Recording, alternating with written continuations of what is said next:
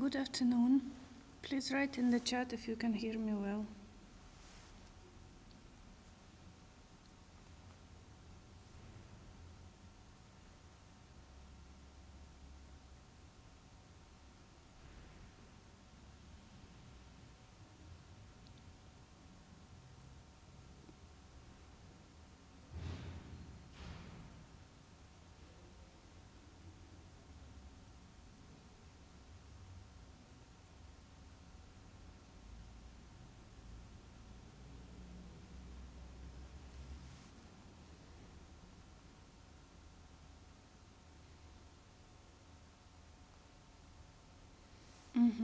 Good. Then 1 minute and we will start.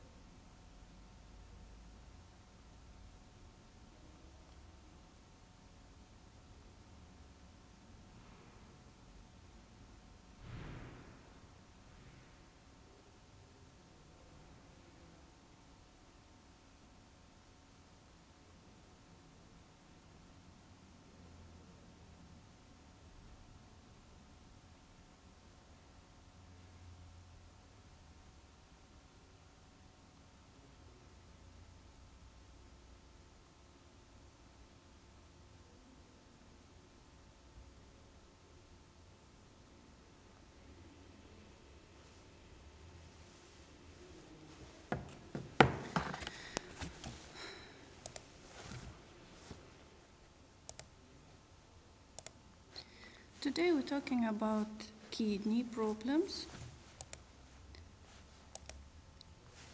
So let's remember from normal physiology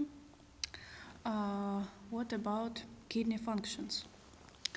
Firstly, kidneys are regulating extracellular fluid volume. Extracellular fluid, if you remember, it's the fluid inside the cells, mostly presented by blood plasma, of course. So kidneys work to ensure an adequate amount of plasma to keep blood flowing to vital organs. Then this is why kidneys have an important role in blood pressure regulation. Also, kidneys regulate osmolarity. So how much salt stays in the blood plasma. They keep extracellular fluid from becoming too dilute or too concentrated. Regulation of ion concentrations. The kidneys are responsible for maintaining relatively constant levels of the main ions like sodium, potassium, and calcium. Regulation of pH. Kidneys prevent acidosis and alkalosis. We were studying it in the first semester. Remember when we were speaking about pH, the main two organ systems were lungs and kidneys, because lungs remove acid with CO2 and kidneys remove acid through urine. Also, kidneys can excrete wastes and toxins and also medications after their metabolism in the body. Kidneys produce some biologically active substances, not actually hormones, but biologically active substances. They are erythropoietin. It's a growth factor. It comes to bone marrow and stimulates the production of red blood cells. Erythropoietin is produced in kidneys. So when kidney feels like there is hypoxia, there is ischemia, there is not enough oxygen coming to kidney, it starts stimulating erythropoietin and the more red blood cells will be produced in bone marrow. Also, kidneys produce renin, which is an enzyme controlling salt and water balance and blood pressure within the renin-angiotensin-aldosterone system. We were speaking about this system at the class on blood pressure. Also, kidneys are involved in regulating plasma calcium and glucose levels to a lesser degree. This is the table, kidney hormone functions. So we have here erythropoietin that I already said about. Calciferol or vitamin D can be also produced in the kidneys. Prostaglandins, which affect the arterioles diameter, and dopamine, which can be secreted to promote removal of sodium, so-called natriuresis. Kidneys are essential for homeostasis, maintaining a constant internal environment, because they regulate these volumes and osmolarity. This is the structure of kidneys. The main functional unit of kidneys called nephron. So kidney is a big amount of these nephrons. In nephron we have the glomerulus, which is basically a nodule of blood vessels surrounded by a capsule. So this is the arteriole coming to the kidney, and then there is a vein, arteriole, coming out of the glomerulus. Then they will come to capillaries and to veins.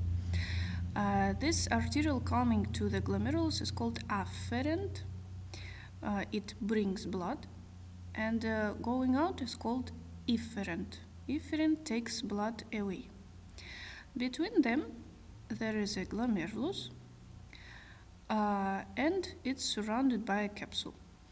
Some part of blood plasma goes from the blood vessel to the glomerulus, and then it goes to the tubules, kidney tubules, and forms urine in the end. During its traveling through the tubules, it changes the composition. Firstly, it will be in the proximal convoluted tubule, which is responsible for reabsorption of the things which shouldn't appear in urine, like amino acids, for example. Then it will be nephron loop or Henle loop, when there is exchange of water and making the urine osmotic pressure how it should be. Then there comes distal convoluted tubule here. In distal convoluted tubule, there is reabsorption and secretion. Secretion means that cells actively remove some substances by secreting them into the urine, into the band of the tubule. And here also the hormones work, like for example aldosterone. Then there is a collecting duct which collects the urine from many nephrons and brings it to the papillary duct and then to calyx. Urine formation has 3 stages: filtration in the glomerulus, reabsorption of the substances in the tubules, and secretion in the distal convoluted tubule and the channels. Filtration is a passive process. It is non-selective. Fluids and solutes go out from blood plasma to urine in the capsule. And there is an important indicator, GFR, glomerular filtration rate. It's a total amount of filtrate formed in 1 minute. Glomerular filtration rate, we don't determine it directly, of course, but we can estimate it from some laboratory indicators, like creatinine clearance. When you will work, you will see such blood tests, creatinine of plasma, and you will be able to use special calculators, even like there are mobile apps, to count glomerular filtration rate. It will tell you how is the kidney function in the patient, is it good or not. Factors influencing glomerular filtration rate are total surface area available for filtration, how many nephrons are there, filtration membrane permeability, if there is any disease that makes the membrane not working, of course there will be a problem, like autoimmune diseases or fibrosis. And net filtration pressure, which is the combination of hydrostatic and osmotic pressures. Net filtration pressure scheme in the kidney is similar to those that we discussed in the Starling forces in the topic about microcirculation. Remember, there was a capillary and there was extracellular fluid, and in both there were hydrostatic and osmotic pressures. Hydrostatic is a pressure like water pushes on the walls and wants to go out, and osmotic pressure of proteins, which keeps water in place. So here is the same. Filtration pressure will result from the differences between them. And of course, normally, fluid should go from blood to urine. Regulation of glomerular filtration. There is renal auto-regulation, like myogenic mechanism and juxtaglomerular apparatus to some degree. Nervous control and hormonal, like renin-angiotensin mechanism, antidiuretic hormone. Normally, glomerular filtration rate is about 100 to 140 milliliter per minute, but it differs for men and women also, and differs depending on the body surface area. So here you can see what hormones in general act on the kidney. Here is the nephron again, the same nephron like in previous picture. What hormones can act?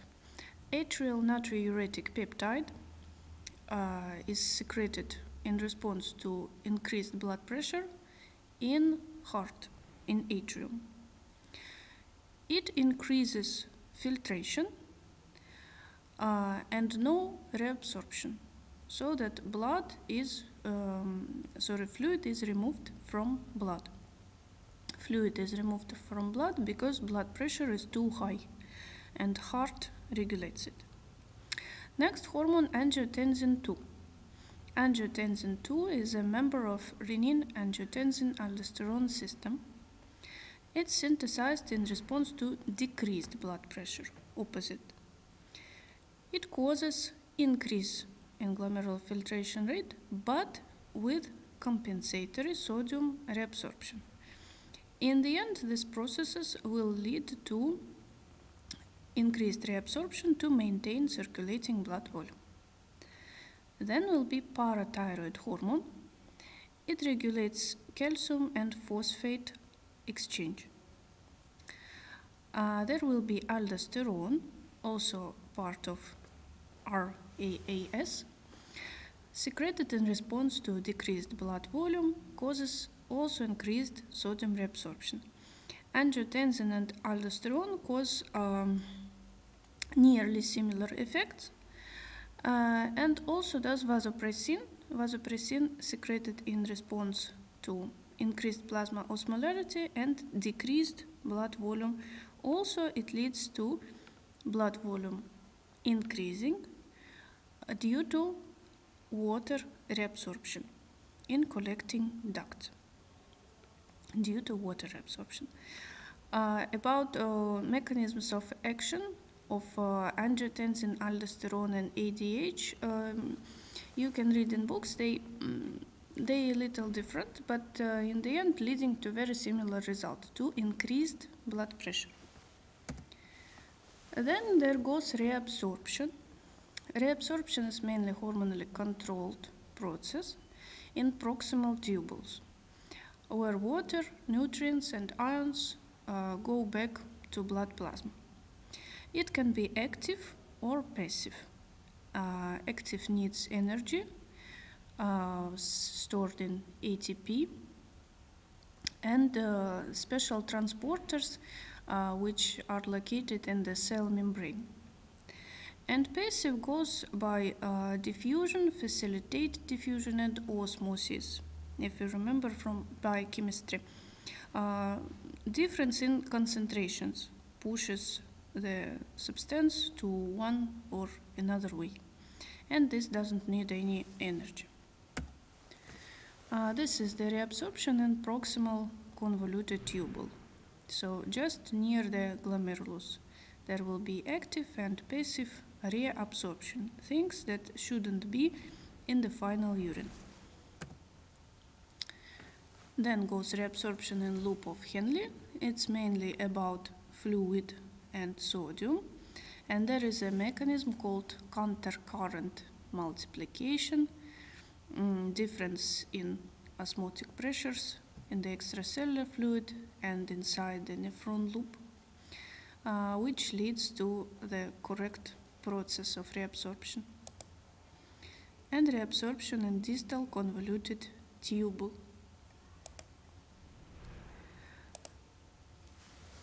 Now let's move to the diseases, abnormalities of the kidneys. Kidney diseases may lead to acid-base disturbances like metabolic acidosis and metabolic alkalosis. In the respiratory acidosis and alkalosis, kidneys participate in the compensatory response. So if there is acidosis, they will increase the reabsorption of corresponding ions. If alkalosis, decrease the reabsorption. Kidney diseases may lead to electrolyte disturbances like sodium, potassium, calcium, magnesium, and phosphate. What will be the symptoms? Low concentration of sodium will lead to nausea, coma, seizures, and high concentration to irritability and also coma. So it will be nervous system problems and different problems with heart work. Potassium will be also problems with heart work, with excitability, because potassium is involved in action potential formation in the heart. So there will be arrhythmias. Also there will be muscle cramps or weakness, also due to electric processes to action potentials. In calcium disturbances, there will be seizures if there is low concentration in serum, because like this calcium will be more concentrated inside the muscle, and we remember that calcium is needed for contraction. There will be problems with heart work, like QT prolongation. In high serum concentration of calcium, if it's a long-lasting disorder, renal stones can appear, pain in bones, abdominal pain, increased urinary frequency, and psychiatric disease. In magnesium, low serum concentration will lead to problems with heart work and to tetany. High serum concentration, bradycardia, hypotension, cardiac arrest, hypocalcemia because of the ion exchange. In phosphate, low serum concentration will lead to bone loss, and high serum concentration will lead to renal stones and hypocalcemia, because phosphate and calcium exchange goes together in the kidneys. So if one of them changes, another will also change. If there is a lot of phosphate, then there will be less calcium. They regulated oppositely. If you see a patient in whom you suspect renal disease, you will, of course, take a urinalysis. Urinalysis contains what? Normal color of urine will be yellow. Normally, urine is clear. pH from 4.5 to 8. Specific gravity from 1.005 to 1.025. And at night, it should be higher than in daytime. Specific gravity is how many substances are there in the urine, like a ratio, roughly speaking, if between substances and liquid. Glucose should not be there or should be there in a minimum quantity. There should be no bacteria, yeast, crystals, ketones, nitrates, no bilirubin, very low amount of red blood cells, if any, very low amount of protein, also if any. Normally there is no protein at all. Just sometimes some protein or red blood cells can come when a patient is taking the urinalysis. They can come from lower parts of the tract. And some small amounts of squamous epithelial cells. Diseases that affect kidney tubules may lead to formation of casts in urine, which can be detected in urinalysis and seen under the microscope. Depending on the type of cast, we can suspect what disease is there.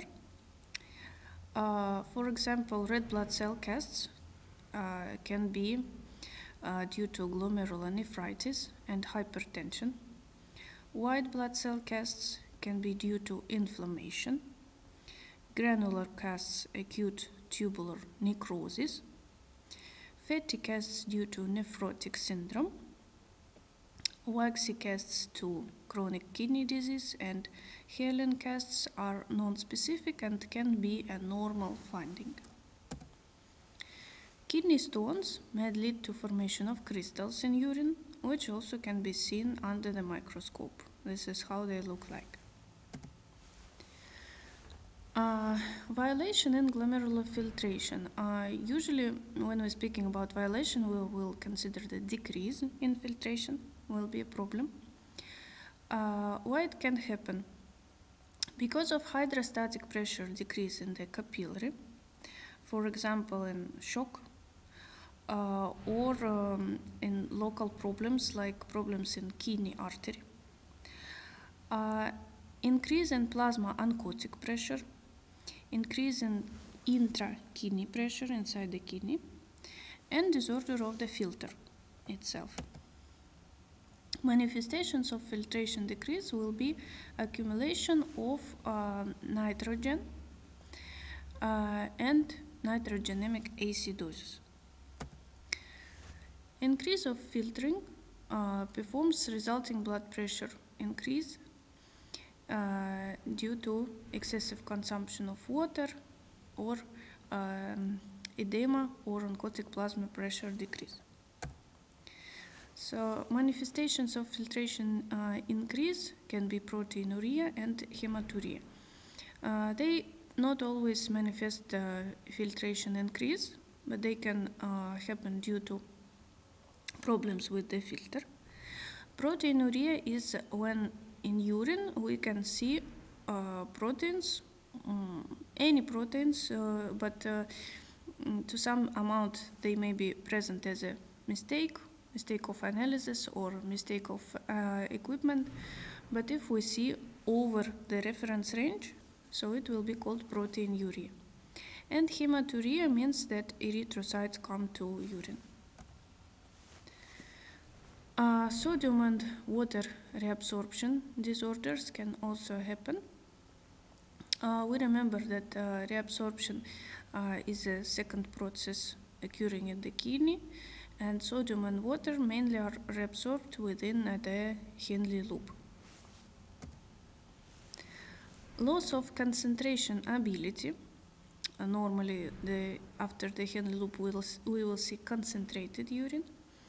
A loss of concentration ability will be called hypostenuria, and we can see it from the specific gravity. It will be decreased.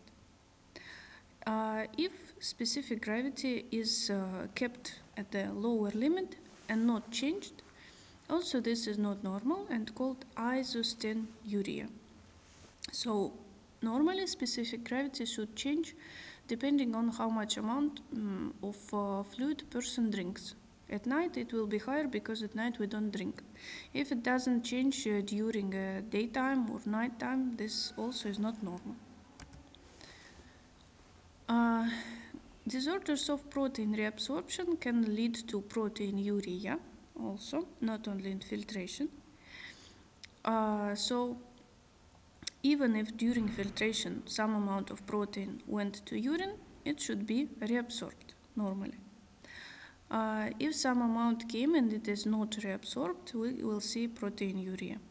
It can be selective or non-selective, or simply saying selective is small molecules and unselective big molecules of protein. Disorders of glucose reabsorption. Glucose normally is reabsorbed in proximal convoluted tubules, and it can be not reabsorbed due to problems with reabsorption, or it can be not reabsorbed because there is too much glucose. Too much glucose can happen in diabetes, of course. There is a renal threshold, about 9-10 millimoles per liter. About 9 millimoles per liter of glucose in blood, we can see no glucose in urine. Higher than that, kidneys cannot reabsorb this amount of sugar, even if they have normal reabsorption function. So high glucose in blood will lead to glucoseuria. And of course also problems with kidneys itself. Reabsorption disorders can involve phosphate and calcium, amino acids, and combined tubulopathia when two and more components are not reabsorbed normally. These are rare conditions, maybe hereditary like Fanconi syndrome. Violation of urea production. Abnormal urine output and frequency can happen in different diseases. If the frequency of urination is increased, it can be due to problems with urinary bladder and the urogenital tract, like infections, if the total amount of urine is normal. If total amount of urine is bigger than usual and also the frequency increased, we should always suspect diabetes, because diabetes will lead to increased urination. Because glucose is osmotically active substance, if it comes to urine, it will also take water with it, and there will be a lot of urine. Excessive amounts of urine are called polyuria.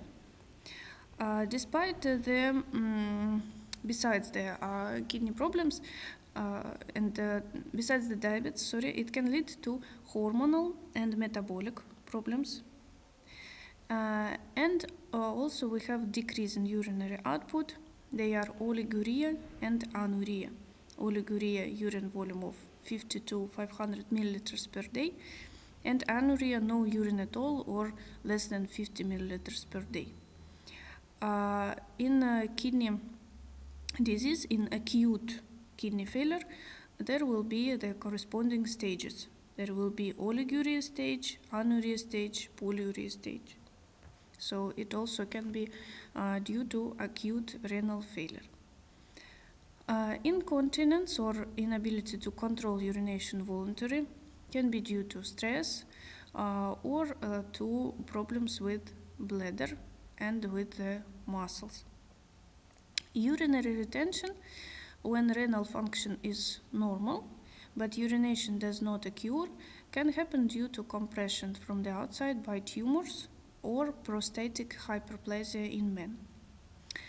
Dysuria means painful urination, can occur due to inflammation or urinary obstructions, also for example from prostatic hyperplasia.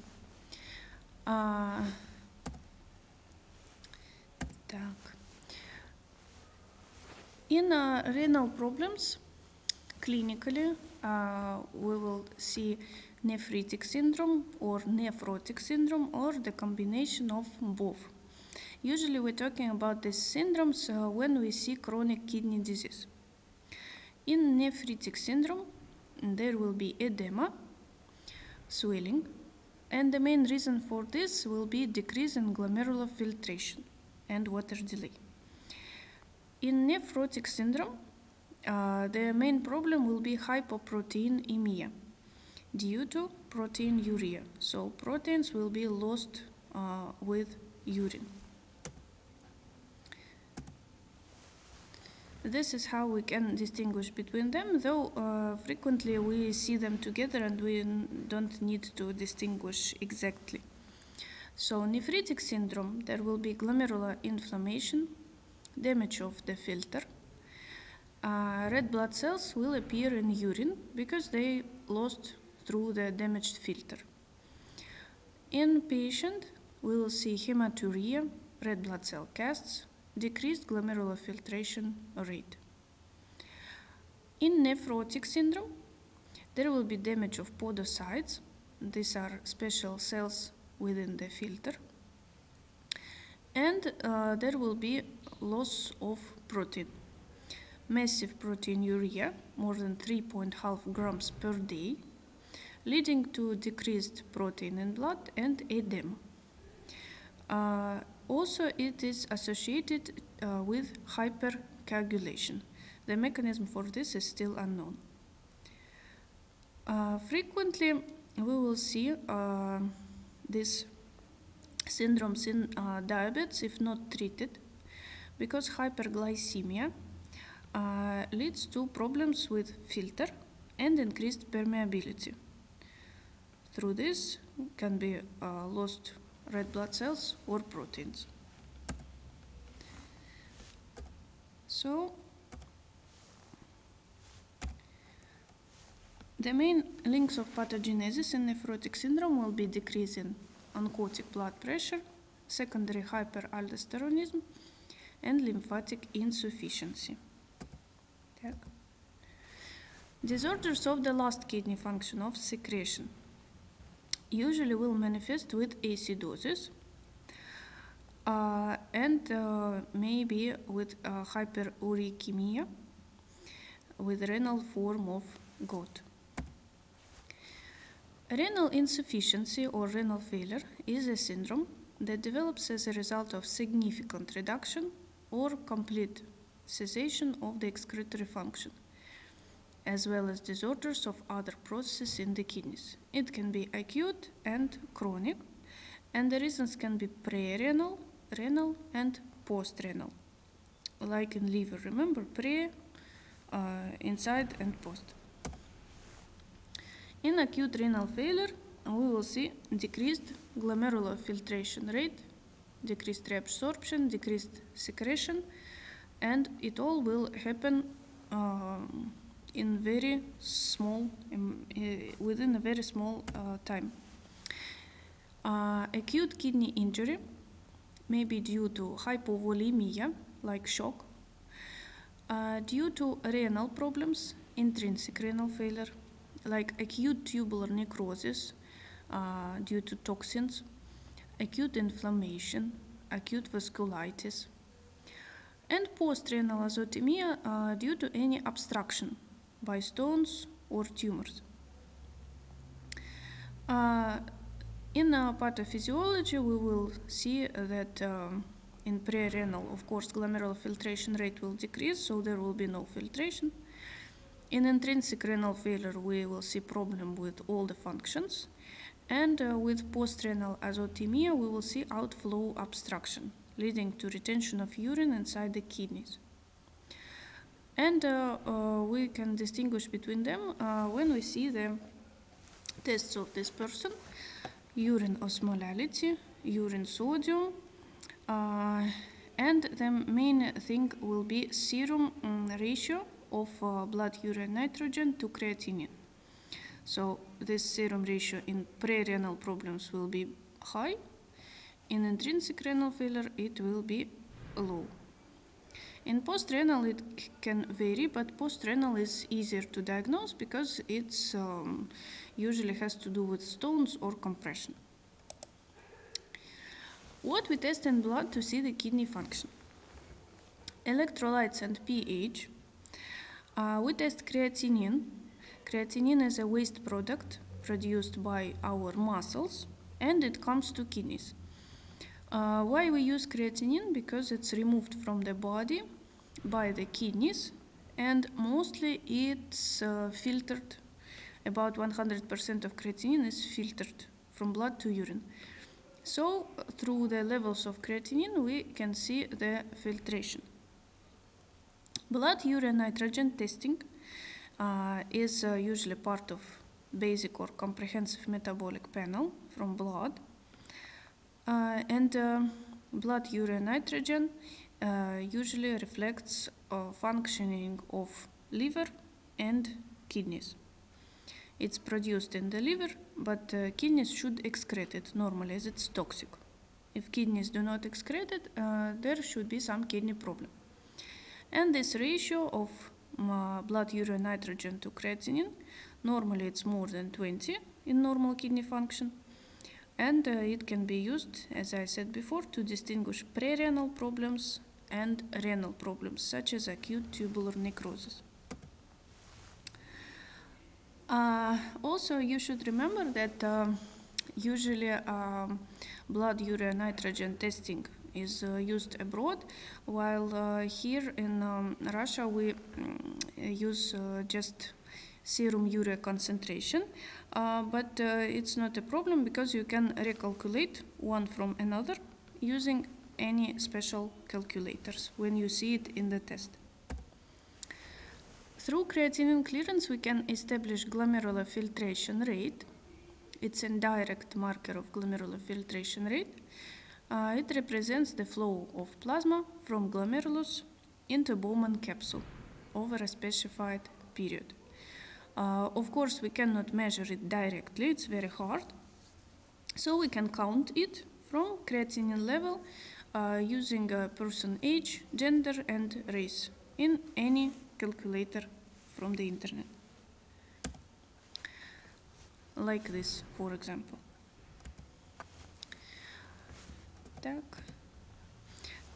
Now about chronic renal failure. Chronic renal failure is a syndrome that develops slowly as a result of decreased number and change in the function of remaining nephrons.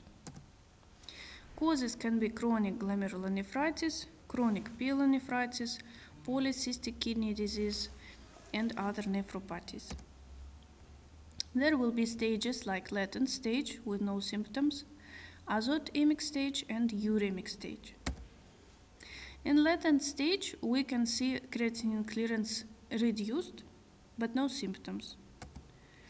In azotemic stage, we will see high decrease of creatinine clearance, and also we can see hypostenuria, isostenuria, hypertension, anemia, and renal acidosis, but compensated.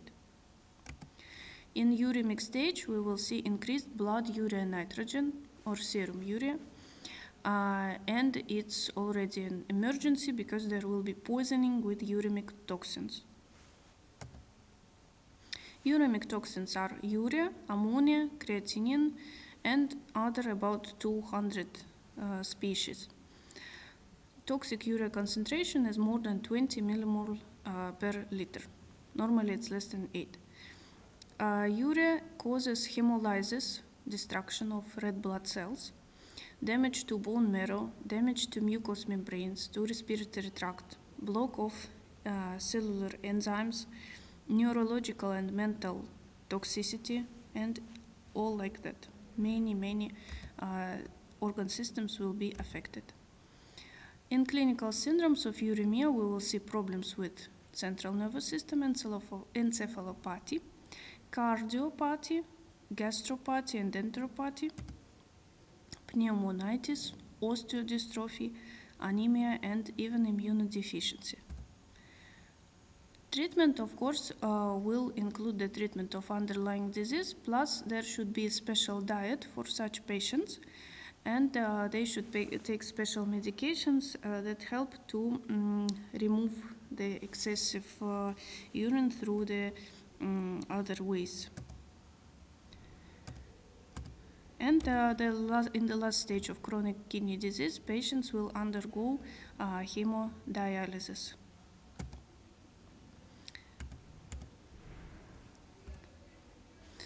And a few words about pyelonephritis and inflammatory diseases. Pyelonephritis is an inflammatory condition. Usually it's ascending, so it comes from the urinary bladder infected with some bacteria. Then if not treated, these bacteria go up. If there is a reflux of urine especially, and affect the kidney. It can be different infectious agents, mainly Escherichia coli, because it's often present in the urinary bladder.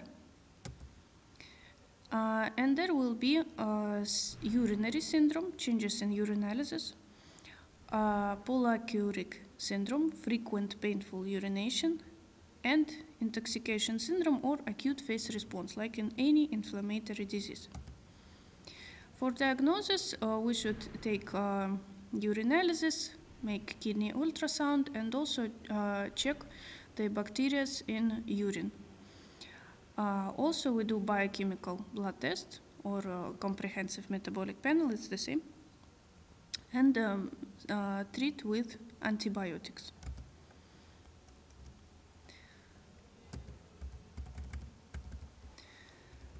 So, about other diseases you can read in the presentation in more detail because we're running out of time.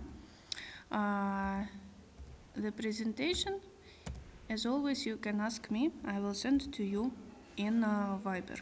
Thank you for your attention.